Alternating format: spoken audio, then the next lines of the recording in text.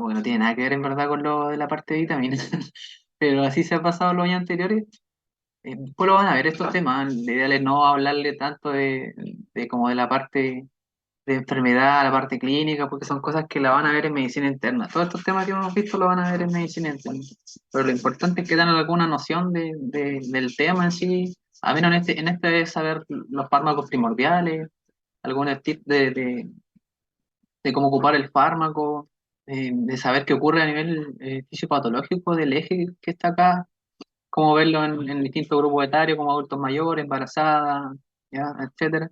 Y también vamos a hablar un poco de hipertiroidismo, pero lo importante de la presentación es que, bueno, la van a tener después, es ver cuáles son los fármacos, los grupos farmacológicos que se ocupan, que lo que respecta al ramo de acá con la profe. Y las preguntas que hagan van a ser relacionadas más que nada a eso también, pues no, no nada de otro mundo, sino que creo que esta es la dieta, la van a tener después, así que tranquilo. Y por el tema, como les digo, de la enfermedad en sí, como la patología en sí, no se frustren porque, bueno, lo pueden estudiar de manera personal y lo van a ver después en profundidad el otro año, así que tranquilo. Y comencemos, pues esto es cortito, así que te van a poder ir a descansar pronto. ¿Te corre la diapo? Yo pegado, parece. ¿Corrió ahí o no? ¿La ven? ¿Sí se ve? Sí, ¿Ya? Ya, bacán, bacán. Entonces, hablando del hipotiroidismo, así como a grandes rasgos, saber que la clínica como principal del hipotiroidismo son pacientes asténicos, adinámicos, que son intolerantes al frío, algunos de ellos presentan antecedentes de constipación, piel seca, el pensamiento mucho más lento que se llama bradycardia, eso como a grandes rasgos, ¿ah?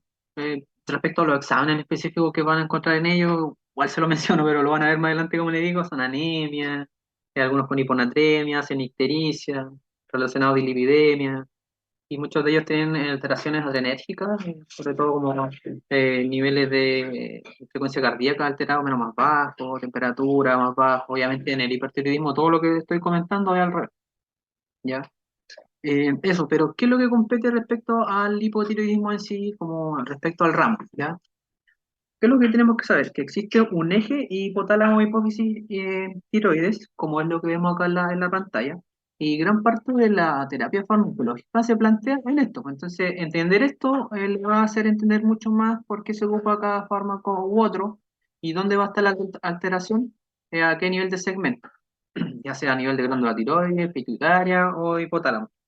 Así como a grandes rasgos, como sugiere su nombre, esto va a depender de tres estructuras. Pues como lo comenté, la hipotálamo, como vemos a nivel superior, la hipófisis en la parte media y la glándula tiroides, que es lo que ven acá abajo. ¿Qué es lo que ocurre? El hipotálamo va a detectar niveles circulantes bajos de hormona tiroidea, que son la T3 y la T4 que vemos acá abajito, y va a responder liberando la hormona liberadora de tirotropina, que es la TRH en el hipotálamo. Entonces, posteriormente, esa TRH va a estimular la hipófisis anterior, que va a producir la hormona estimulante de la tiroides, que es la TSH, ¿ya? Entonces, ¿qué hace? Pues ya al tener estos niveles de TSH detectados, esta va a estimular la tiroides para que digan, ¿sabe qué tiroides? Produzca hormona tiroidea hasta que los niveles de sangre vuelvan a la normalidad. Es como un círculo, ¿ya? Y finalmente la hormona tiroidea es la que va a hacer ese control de retroalimentación negativa. O sea, en la parte que vemos acá voy a necesitar ese feedback en que, como yo tengo alto nivel de hormonas tiroides a nivel periférico, voy haciendo y le digo, ¿sabes qué, amigo hipotálamo? Ya estamos a tope, no necesito más hormonas tiroideas, entonces se regula esa cascada que va en bajada. Entonces el hipotálamo, si bien estimula la glándula pituitaria, para que el TSH, pero lo libera en valores normales, óptimos, o sea, no de manera exacerbada. Entonces a TSH finalmente va a la glándula tiroides y sabe que te dice, comprendo lo que me estás diciendo, entonces se va a liberar cierta cantidad nomás de hormonas tiroides. Pero ¿qué es lo que ocurre acá a nivel hipotiroidismo, del hipotiroideo? Que ese feedback se pierde. Entonces, al tener ese feedback que se pierde, vamos a tener una baja cantidad de hormonas tiroideas debido a producto de que el feedback de la retroalimentación que se está generando a nivel de este sistema va a estar alterado. En verdad, como le digo, eso lo van a ver más adelante, pero eso es lo que ocurre. Y si nosotros vamos a hacer un desglose de esto, nosotros podemos tener una distinción de hipotiroidismo primario, secundario y terciario. Esto va desde abajo hacia arriba.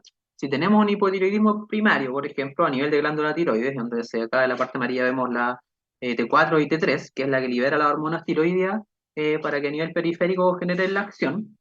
Pudiese estar dado, no sé, un paciente que tuvo un antecedente de cirugía de tiroides, por ejemplo, o la característica principal que es autoinmunológica, que es la parte de la tiroiditis de Hashimoto, yo creo que lo han escuchado, que es la principal afectación a nivel de glándula tiroides, en donde también hay una acción anulada ahí de la cantidad de glándulas, de lo que libera, perdón, de hormonas tiroides a nivel de la glándula tiroidea, valga la redundancia.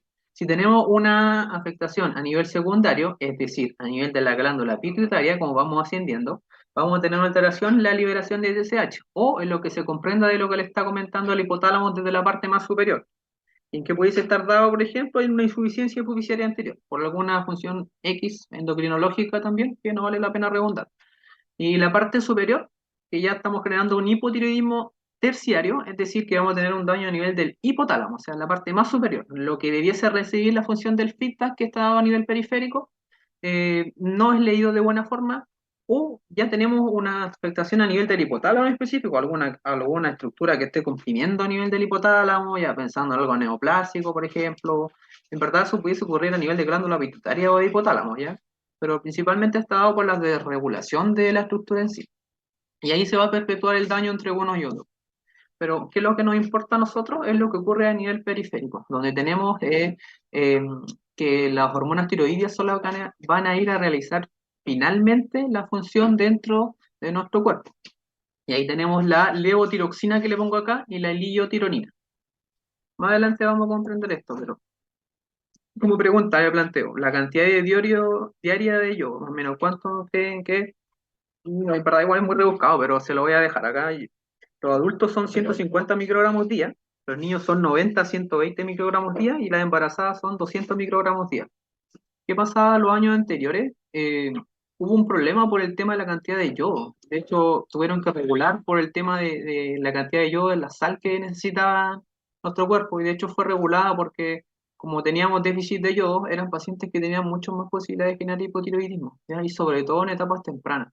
De hecho, es bastante catastrófico no pesquisar un hipotiroidismo en recién nacidos, porque ellos están mucho más ligados a generar alteraciones de compromiso de retrasos mentales o alteraciones cognitivas. Es bastante complejo pesquisar un hipotiroidismo en edades tempranas. Pero dentro de lo farmacológico es importante saber que tenemos dos, pues, la levotiroxina y la liotironina, que es lo que vamos a ver a continuación. Esta parte del eje lo pueden seguir recordando, ¿ah? Solo sepan que hay tres tipos de hipotiroidismo, como es la cascada que va estimulando una con otra y que se realiza un feedback. Y a nivel periférico tenemos la conversión. Entonces, tenemos el Leutirox, que es la levotiroxina, ¿ya? En el hipotiroidismo, una de las cosas que está relacionada a la levotiroxina es aumentar la tasa metabólica basal, la gluconeogénesis para tener mayor obtención de hormonas, la síntesis de proteínas y va a restablecer lo que le comenté, lo que ocurre a nivel de TRH y TSH, es decir, ese feedback que no se está realizando de buena forma, entonces como no tengo ese feedback, los valores que voy a tener de hormonas tiroideas van a ser inferiores a lo que debiésemos tener, ¿ya? Entonces vamos a tener un déficit producto de que está leyendo mal ese feedback, no se está realizando de la forma óptima. Y una de las preguntas como que se las dejo, quizás se las puede preguntar la profe, es por qué nosotros administramos dentro de la parte de APS, donde lo van a ver principalmente, por qué se administra T4 y no T3. A mí me la hizo cuando estuve en el lugar de ustedes. ¿Por qué creen ustedes? Y la llevo ahí como a pensar, te dejo ahí el eje que le había comentado anteriormente. Por eso es la importancia más o menos de que hayan comprendido lo que le dije, o si que no, sáquenlo por lógica. Mira. Puede ser, profe, porque si hay déficit de yodo, la T3 no va a pasar a T4. ¿Cómo escuché medio cortado? No sé si fue yo. ¿Me Dígame escucha de bien nuevo. ahora, no? ¿Me escucha Sí, bien? dígame, dígame. Podría ser porque si hay déficit de yodo, la T3 no se va a convertir en T4. Sí, pues, esa es una de las explicaciones. Esa es una de las dos explicaciones. Porque como ven acá en el eje, principalmente a los pacientes se les da la levotiroxina o el Eutirox porque la levotiroxina es T4.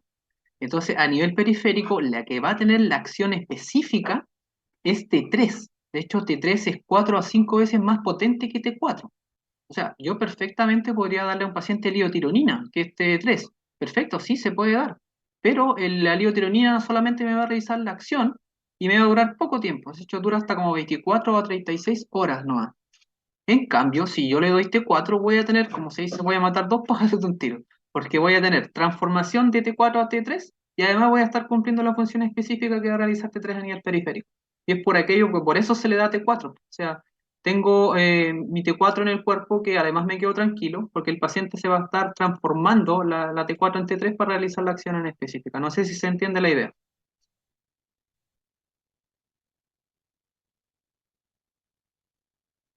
¿Entienden más o menos por qué se da la T4 y no la T3? Que igual se ocupa la T3, ¿no? ¿Alguien por ahí?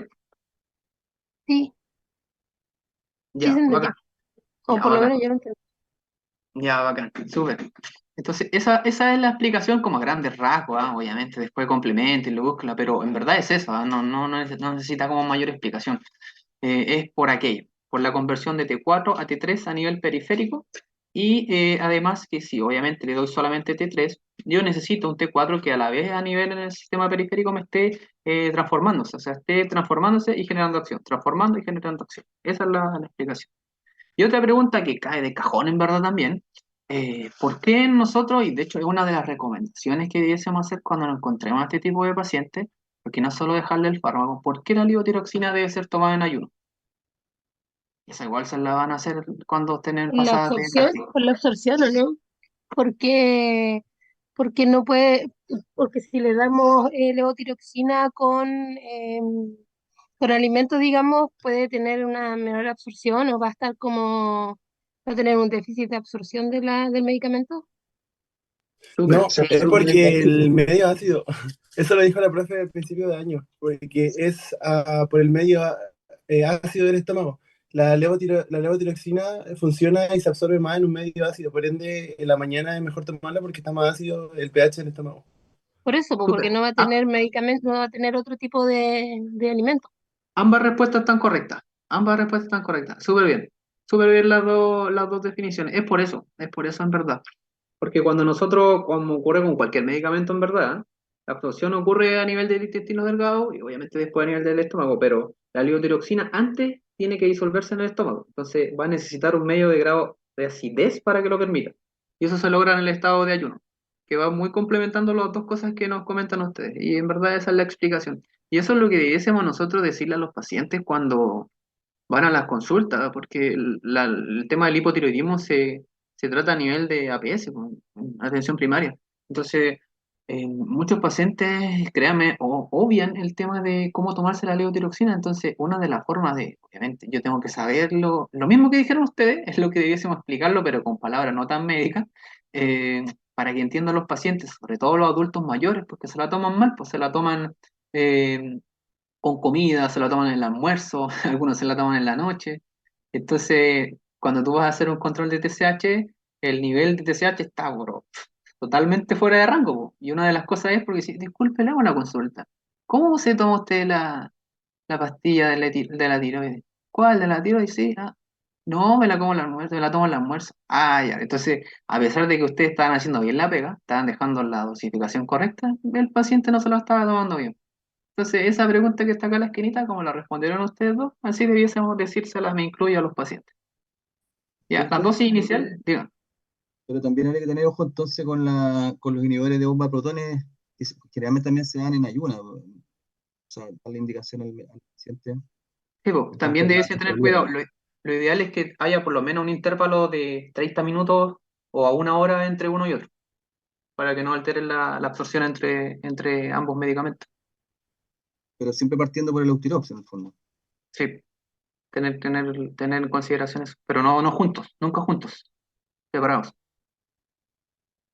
Tendría que levantarse más temprano el paciente. Va a depender, porque como en ayuda, ¿no? Entonces, los adultos mayores lo entienden, ¿no? De hecho, lo que tú planteas lo entienden, porque siempre ellos dos lo tienen asociado, ambos. Tienen como son pacientes con polifarmacia, tienen el Eutirox, tienen omeprazol, tienen medicamentos para la hipertensión arterial, insuficiencia cardíaca, diabetes, entonces se altera la cosa. Y una de las estrategias es poder cambiar el intervalo de tiempo, que no se administren juntos. Si bien los dos necesitan el tema de medio ácido, tener cuidado en que se administre al menos por 30 minutos o una hora separado. Ya. Igual esas cosas las vas a ver en medicina interna, para que no se estresen, ¿ya? Igual siempre complementen la información. La van adelante. Acá quédense con el tema farmacológico, que es lo que le van a preguntar al menos en la prueba. Lo otro ya queda como para conocimiento general y lo van a ver en sus prácticas, como les digo, en los ramos más adelante. Quédense acá con la dosificación, quédense acá con lo que conversamos anteriormente del eje, con lo que ocurre, lo que le puse acá, lo que está aumentado, la tasa metabólica basal, la gluconeogénesis, en la pregunta de acá abajito del ayuno se la pueden hacer también. Eso, acá al menos en el tema de ramos quédense con eso. De la dosis inicial es de 50 a 100 microgramos día, y como les dije antes del desayuno, ajustar el intervalo de 3 a 4 semanas en 50 microgramos, ¿ya? Que al menos donde deberían citar a estos pacientes para pesquisar si es que el tratamiento está ok o no. O sea, no antes que eso, unas 4 semanas Profe, por lo menos. Dígame, tengo una pregunta. ¿Me escucha? dígame. ¿Sí? Sí, lo que sí yo no entiendo bien por qué cuando no está alterado completamente el feedback, no se supone que se deberían dar dosis bajas como para no cortar la retroalimentación y si hay una pequeña producción de T3, o sea, bien digo, T3 o T4 de la tiroides, porque cuando algunos médicos le indican a las personas que están con hipotiroidismo, estoy hablando específicamente, eh, les dan dosis, por ejemplo, 50, como dice usted ahí, hasta 100 microgramos. eh, Eso no debería desincentivar el feedback negativo, o sea, debería cortar el feedback negativo y también inhibir más rápido la producción propia del. ¿Te refieres como ¿Se entiende cuando la lo pregunta? no, a ver, déjame asimilarlo. No sé si lo preguntas como cuando te pesquisa algún paciente y está fuera de rango de TSH, que va relacionado con el No, feedback, como el ajuste de dosis. no, lo que pasa es que, por ejemplo, cuando un paciente se diagnostica con hipotiroidismo, ¿ya? Por ejemplo, la producción está, sí, claro, por TSH, pero en general está baja, encontramos la T3 y T4. Le empiezan a dar 50 o 100 de un viaje. Eso no está un poco alto en el sentido que podría como cortar antes el feedback, lo poco que queda de feedback de la tiroides como para que siga su propia producción. No sé si se entiende la pregunta, no sé si. Siento yo que debería partir con una dosis más baja como lo que pasa, por ejemplo, con los corticoides, que tenga un periodo así como de control y de regulación, porque en el fondo lo que tengo que cuidar es que no se corte el feedback. Eso Claro, así lo sí. veo yo. O sea, sí, mira, tratando de entender lo que me comentas, sí, o sea, aparte del tema del feedback, tú siempre tienes que iniciar, hay dosis estándares, no es como que vayamos a descubrir aquello. Cuando tú inicias el tema de tratamiento de un paciente con diagnóstico de hipotiroidismo, hay dosis estándar que tú inicias. De hecho, es 1,6, si mal no recuerdo, microgramos kilogramos. Y eso va a variar siempre de acuerdo al grupo etario, que lo vamos a ver más adelante. Porque independiente de lo que vaya a ocurrir con el tema del feedback, para tú controlar a un paciente tienes que verificar la TSH. Y la TSH tiene que estar dentro de ciertos valores. Y que eso te van a indicar realmente si estás coadyuvando de buena forma el feedback que vimos anteriormente o no. O sea, si realmente no te vas a quedar sin reserva o con reserva. Entonces, tú regulas, no sé, pues te doy un ejemplo tratando de homologar lo que me estás preguntando, no sé, si tengo una TSH baja, tú te encuentras un paciente con una TSH baja fuera del rango que es 0,4 a 4 en la población general. No sé, si te llega un paciente con 0,2, quiere decir que le estás dando mucha hormona tiroidea. Estás alterando el ciclo del eje hipotálamo, hipófisis de tiroides. O sea, estás retroalimentando mucho a la TRH para que genere más. Entonces, lo que hace ahí cuando tiene una TSH baja es bajar la levotiroxina, bajar los T4. Lo mismo, es lo contrario. Si tienes dosis de TSH que están, no sé, en 8,2 y los valores son de 0,2 a 0,4. ¿Qué es lo que tienes que hacer ahí? O sea, te estás quedando corto para ayudar el eje. Te estás quedando corto y ¿qué es lo que tienes que hacer? Es subir la dosificación de levotiroxina. Más o menos, no sé si eso lo pregunta, pero más o menos de esa forma es lo que tienes que ver porque eso es lo que se va a hacer en la clínica. Lo otro ya es Profe, tema fisiopatológico. sí, eso es exactamente lo que estoy contando, es exactamente lo que le estaba preguntando, porque en el fondo se lo preguntaba porque yo he visto pacientes que están con Eutirox, pero siento que como que tienen, por ejemplo, el mismo ejemplo que usted puso, si tiene una TSH alta, no le puedo dar una dosis muy alta de Eutirox porque si no voy a empezar a bajar, pues voy a decir, el feedback va a decir, oye, sé que tengo dosis muy altas de T3, T4, y o T4 en este caso, que es el Euthirox, entonces va a empezar a caer la TSH, pues entiendo, ¿no? Sí, sí, sí, sí, sí, más o menos. Entonces, pero a veces se ve eso, por eso se lo preguntaba, pero me lo aclaró muy bien. En el fondo debería haber un ajuste. A pesar de que usted dice que hay un ajuste, que la indicación es por kilo peso, y eso es independiente entonces de la TSH, pues. Eso no me quedó claro. Sí, es que tú tienes que ajustar, no, no es independiente, esa dosis es estándar, en población general, es estándar. Y de eso tú sacas la dosificación por kilogramo de peso. Pero lo que primero va a iniciar con esa dosis. O sea, tú reconoces a un paciente con hipotiroidismo, reconoces que ya le tomaste TSH, de hecho para hacer el diagnóstico viene más adelante, pero para hacer el diagnóstico tiene que tener TSH alta y disminución de T4 libre, ¿ya? Eso va a ser el diagnóstico. Entonces, ¿tú qué haces? Solamente te quedas con la TSH. Inicia el tratamiento, o ya tú, obviamente ya tienes el valor de TSH, y tú en 3 a 4 semanas más o menos, tienes que volver a pedir el valor de TSH. Y de acuerdo al nivel que te salga, vas a ver realmente si esa dosis que le diste es adecuada o no para el paciente. Si quedaste corto o te pasaste. No sé, me vuelvo al ejemplo. Si 0,4 es como el valor inferior, de 0,4 a 4 es como lo normal. Entonces, no sé, te llega un paciente con un valor de 0,1. Entonces tú decís, ya, ¿qué pasa? Le pido la TSH que pasaron 3 a 4 semanas más o menos, o a 6 semanas inclusive, que es lo que se dice ya. Tengo una TSH baja. ¿Qué es lo que tengo que hacer?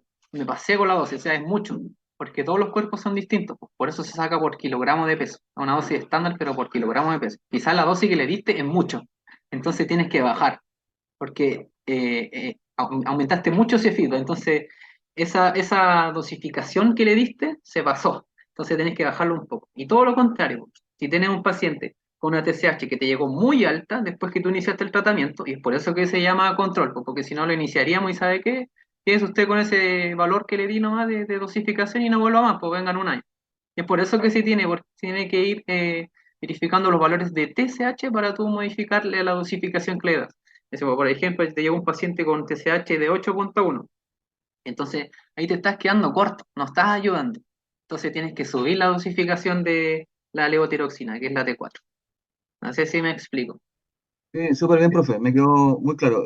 Yo creo que el problema, profe, puede ser acá en La Serena, que los pacientes que son pocos, no es que haya visto tanto, pero incluso dentro de mi familia, quizás puede ser porque hay poco endocrinólogo. Entonces, por ejemplo, como dice usted, ahora entiendo que lo que el médico debería hacer es tener el control que usted dice, pues eso es lo que yo estaba preguntando, en el fondo, Sí, pues. que lo que veía que no había control después de la primera dosis, eso me refería. Entonces, quizá como hay un poco endocrinólogo, a lo mejor el paciente se va por mucho rato porque no tiene hora el médico para Sí, hacerle el control y bajar la dosis y que se pasó. A lo mejor sí. eso es lo que eso es lo que uno ve. Aunque ojo, mucho ojo, este tema del hipotiroidismo lo manejamos nosotros, se ve en APS, o sea, gran parte de las cosas que te estoy comentando yo lo aprendí en APS, y ahí te lo Ah, enseñan, ya, ahí te lo ya, eso enseñan, no porque lo tenía esos claro. pacientes vuelven contigo, vuelven con ustedes, vuelven con nosotros, a menos que tenga alguna alteración muy importante que no sea resuelta, a pesar de que tú modificaste dosis, ahí lo deriva, pero el hipotiroidismo se trata en APS. El hipertiroidismo sí o sí se trata con endocrinólogo, pero el hipotiroidismo lo vemos nosotros. Entonces son ustedes, todos esos datitos que se dio con la conversación que están ahora, todos esos datitos ustedes se van a encontrar en frontavía. Tengo una TSH de tanto, ¿qué es lo que tengo que hacer? Y eso es lo que conversamos recién. Así que qué Y, bueno y que esa, se haya dado esa conversación. y esa diferencia, profe, de por qué lo ve solo el hipo, lo ve el médico general y el hiper lo ve el especialista, eso no cacho, no tenía idea de esa diferencia, la verdad. Es que el hipertiroidismo genera afectaciones mucho más importantes, mucho más complejas, afectaciones adrenérgicas, crisis totalmente como fuera de borde, o sea, y además que los fármacos del hipotiroidismo tú lo encuentras en APS, y los fármacos del hipertiroidismo no están como así como que se lo den a todos, tiene que tener como la indicación de un endocrinólogo para que te lo dé. No es algo que pudiésemos manejar nosotros. Lo vamos a ver más adelante el hipertiroidismo igual, pero aprendan el hipotiroidismo y después conversamos del hiper. Disculpe, Vale, eso perfecto. doctor, o sea, van a haber como farmacológicamente dos como eventos que pueden hacer que no funcione el tratamiento. Uno como que no estemos dando suficientemente el medicamento, o lo otro es que damos tanto que esté dando un feedback negativo en el eje. Eso fue lo que entendí. Sí, sí, eso más que nada. Ah, ya, Es por eso eso quería que saber. ustedes cuando pesquisen un paciente con hipertiroidismo, ya, perfecto. Y lo vamos a ver, de hecho avancemos, ya. Esto ya avancemos, la levotironina ya la conversamos. Acuérdense el tema de la T3 que le conversé. Esta es la que tiene la acción más potente, sí, ¿ah? la levotironina, y luego retomamos la conversación. La levotironina es la que tiene un efecto como 4 o 5 veces más potente que la T4, ¿ya? Ahí está relacionado el momento de consumo de oxígeno, tasa metabólica basal, metabolismo, y ahí está la dosificación específica, pero sepan que se ocupa más la T4. Y ahora para volver a la conversación, de hecho yo tenía esta diapo como la conversamos antes ya, pero esta es parte de lo que ustedes comentan. Cuando yo tengo pesquiso, un paciente con hipotiroidismo, ya, van. Usted, para diagnosticarlo de primera forma, tienen que tomar TSH y T4 libre, que se pueden encontrar con todo escenario. Y esto va a ayudarle a complementar un poco sus preguntas. Tengo hipotiroidismo, el cual voy a tener aumentado la TSH, pero para hacer el diagnóstico, además tengo que tener T4 libre disminuida. Eso me hace el diagnóstico. Si ustedes, por X motivos, se encuentran de primera forma un paciente, estamos hablando de primera forma, si es la primera puerta de entrada que ustedes pesquisaron un hipotiroidismo, van, le toman TSH, pero no van a poder solamente hacer el diagnóstico con TSH, tienen que pedir T4 libre. Y si por X motivo esa T4 libre me sale normal, eso no es un hipotiroidismo propiamente tal, sino que es un hipotiroidismo subclínico. ¿Y qué es lo que se hace ahí? Se observa porque algo puede estar ocurriendo ahí. Entonces yo a ese paciente tengo que llamarlo a control nuevamente, por lo menos en unas 4 a 6 semanas y luego volver a tomar TSH. Estamos hablando de un paciente que no hicimos el diagnóstico porque nos salió T4 normal. O sea, está diciendo que a nivel periférico no tenemos problema, sino que está ocurriendo algo que alteró a nivel más superior, la TSH. ¿Ya? Ahora bien, si ya volvemos a la conversación anterior, tenemos un paciente con hipotiroidismo, en donde ya hicimos el diagnóstico, ustedes inician la dosis estándar, que es 1,6, ¿ya? La sacan por kilogramo de peso, le va a salir X dosificación. ¿Qué hacen después con ese paciente? ¿Qué es lo que preguntaron? Tengo que llamarlo, sí o sí, 6 semanas después, con exámenes de TSH para verificar en qué valor está y se encuentra. Y ojo, eso va a variar mucho, va a variar mucho, mucho. Yo le dije que era de 0,4 a 4, pero inclusive en la población adulto mayor, ustedes, voy a decir, no sé, me llega un paciente con un valor de TSH de 7. Y dices, chuta, realmente estoy mal, po. Me pasé, me falta, y ahí empiezan las preguntas. Pero no es así, porque los valores de TSH varían mucho respecto a la edad. Y ese 0,4 como ese 0,4 y 4 que le comenté, ya en una población adulta y mayor quedó corto. De hecho, hasta pacientes de 80 años, valores hasta 6,3, o pacientes de 85 años, valores de hasta 7 o 7,5, es normal. Es completamente normal. Y no tienen que hacer ningún cambio de dosificación. Solo por saber que la TSH tiene que andar más o menos en esos valores. Entonces, si ustedes iniciaron dosificación, vuelvo al inicio, y no sé, en un paciente de 80 años, que son los que más consultan y son los que más tienen que usted regular el tema de la tiroides, si el paciente se encuentra, no sé, por ejemplo, en 6,5, está bien, porque está dentro del rango de TSH y no tengo que modificar nada. Ahora bien, si tengo esos pacientes que conversamos anteriormente, un típico adulto joven, en donde comentamos que no habíamos pasado de dosificación y tengo que regular, ahí sí con ellos sí lo tengo que regular. Ahí tengo que tener cuidado. Y de hecho por eso le puse acá que hay distintos grupos etarios. Adultos mayores, que la TSH es distinta, de los valores que yo le voy a dar de T4, tengo que tener cuidado porque la TSH en aquellos, el valor de rango de normalidad es distinto.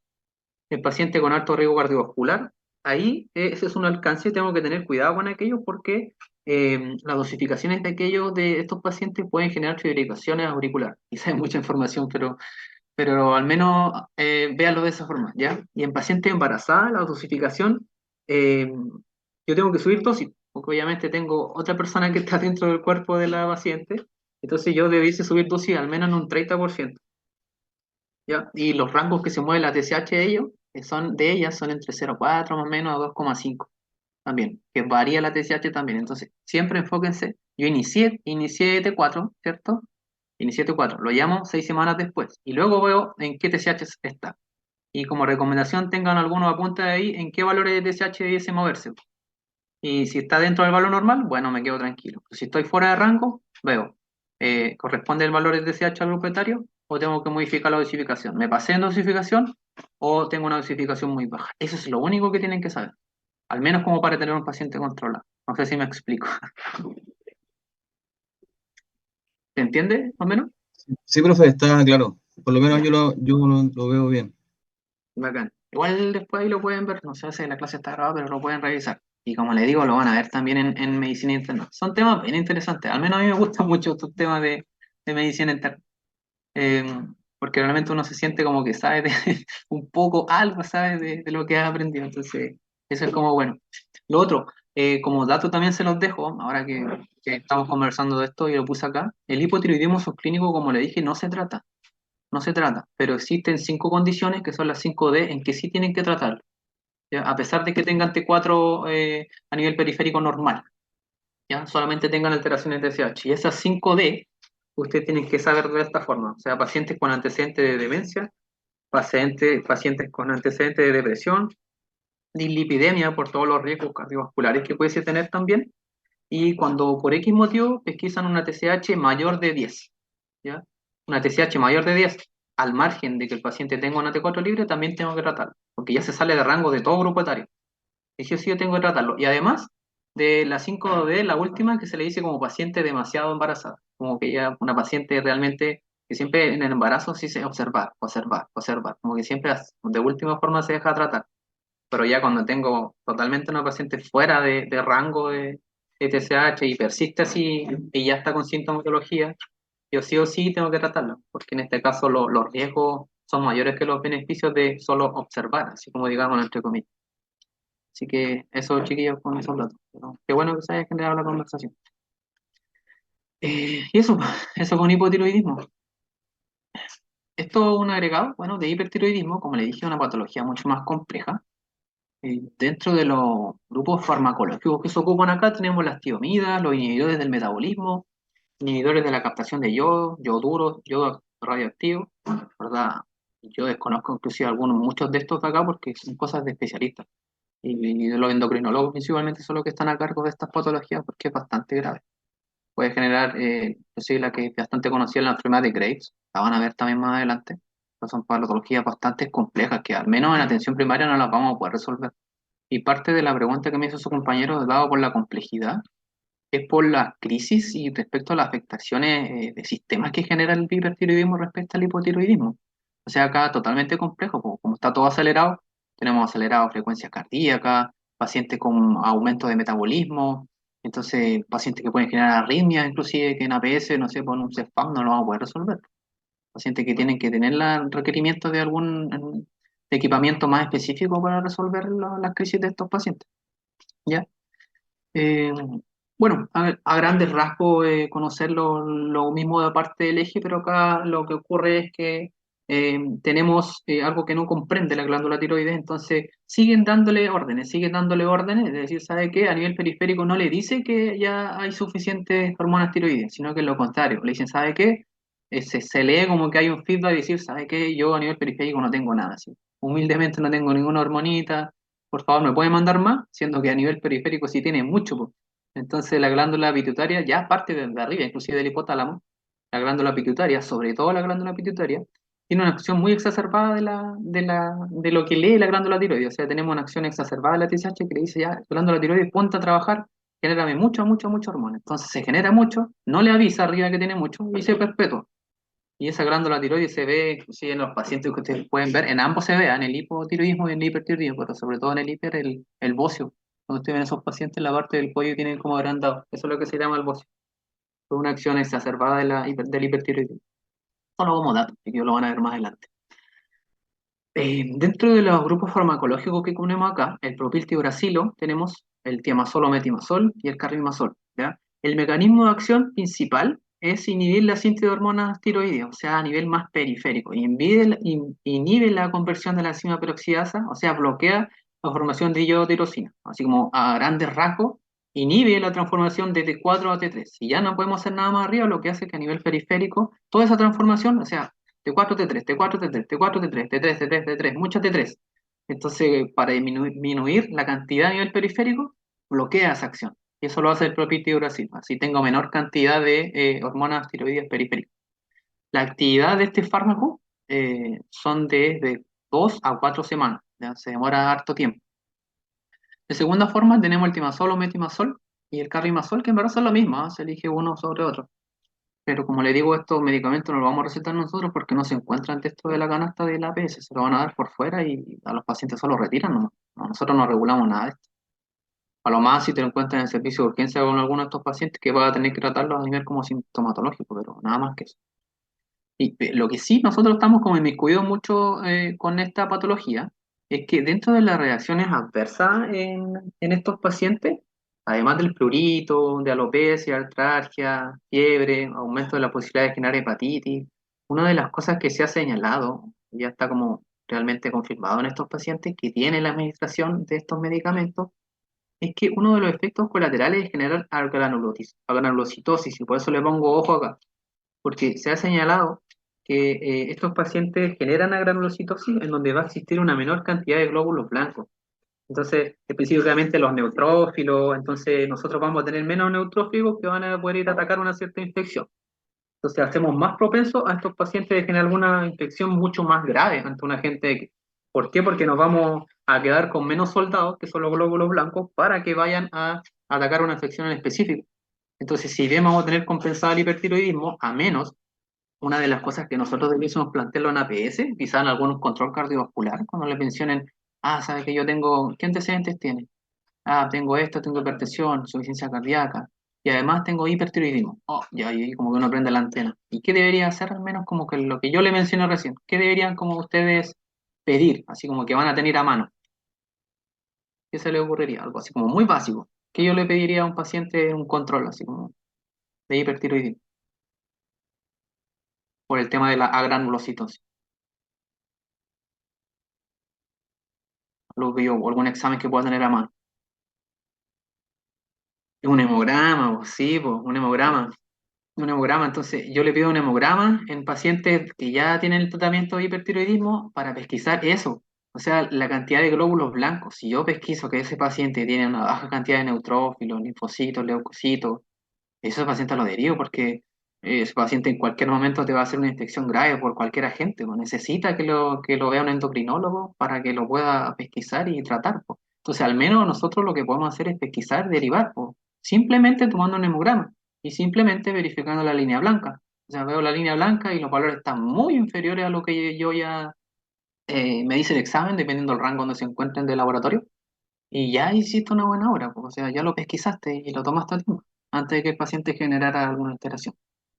Otra cosa como dato que ocurre, a mí me contaron una historia, pero ocurre, si se verifican acá en el metimazol, que le ocurrió a algún compañero, cuando tú tienes que hacer las indicaciones que toquen las prácticas, uno lo escribe. Y si, no sé si se recuerdan, hay un medicamento que se llama metamizol. Entonces, tienes que tener cuidado en escribir el medicamento porque, aunque sean crónicos, se ponen ahí en la hoja.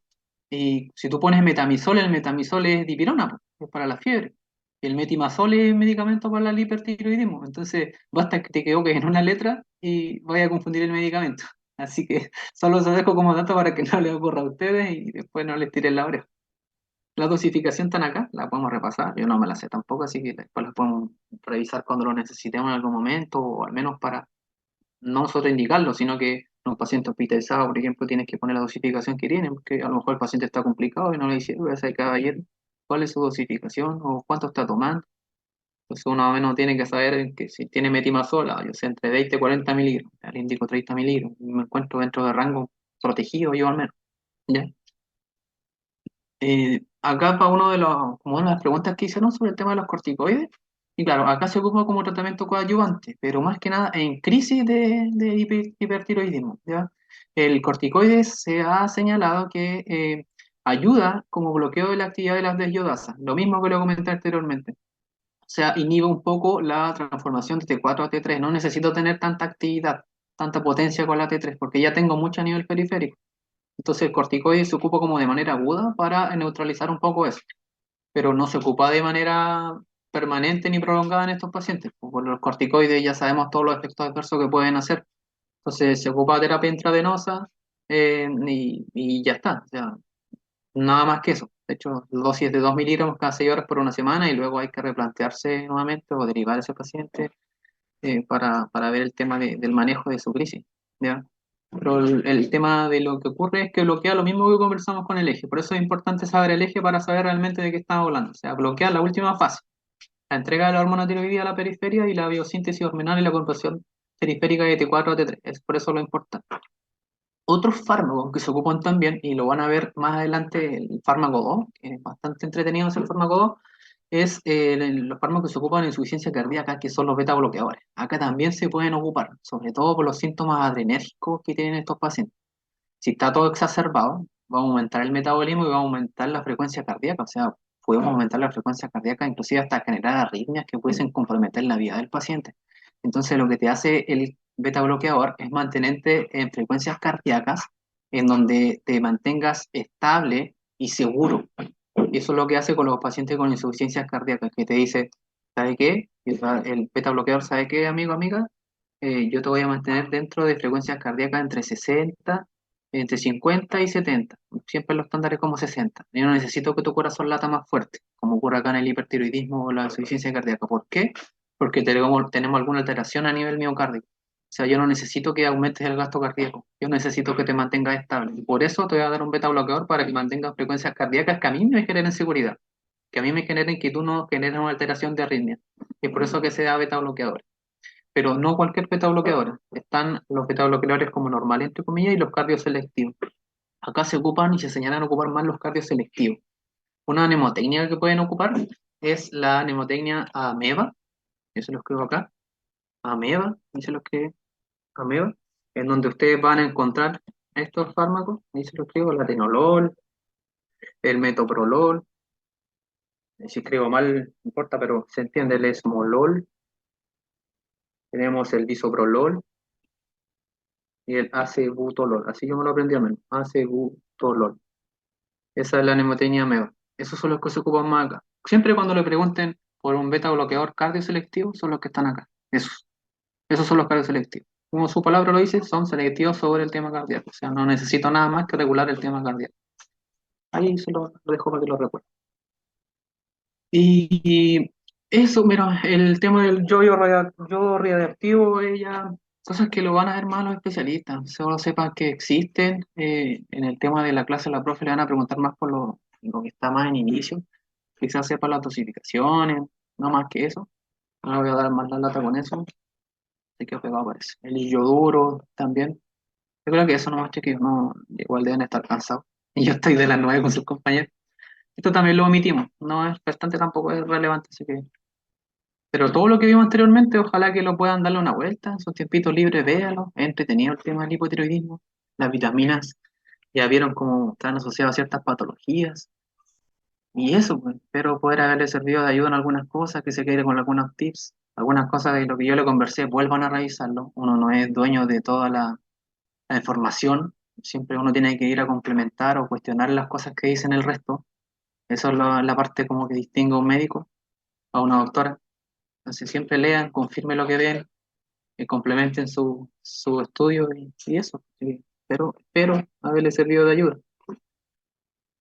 Así que eso, cualquier crítica, estamos abiertos, cualquier felicitación, estamos abiertos.